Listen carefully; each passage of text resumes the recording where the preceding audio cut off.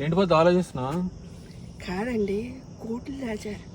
ఎక్కడ దాచానో మర్చిపోయాను. సీక్రెట్గా ఉండాలని ఎక్కడో దాచాను, మర్చిపోయాను.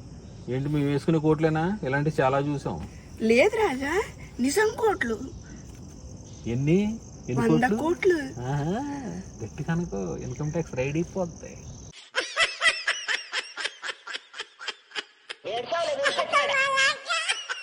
రాజా, నేను చాలా కష్టపడ్డా, ఇష్టపడ్డా, సంపాదించా.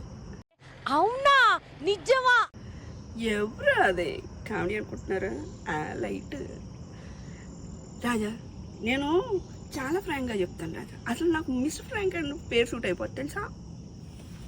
నువ్వు ఇంతలా కన్ఫామ్గా చెప్తున్నావు అంటే నాకు ఎందుకో నమ్మాలనిపిస్తుంది. థ్యాంక్ యూ రాజా. బాగా ఆలోచించి గుర్తు తెచ్చుకుంటాను. మీరు ఇంట్లో బ్రేక్ఫాస్ట్, లంచ్, డిన్నర్ రెడీ చేశారు మరి. ఓకేనా? ఏం మాట్లాడుతున్నావురా? నరాలు కట్ అయిపోయింది. Deal.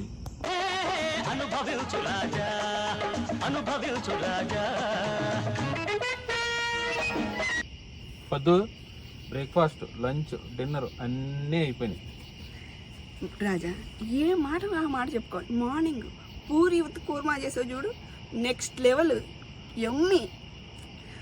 Afternoon chicken biryani with mutton masala చేసావు చూడు, అది చాలా బాగుంది.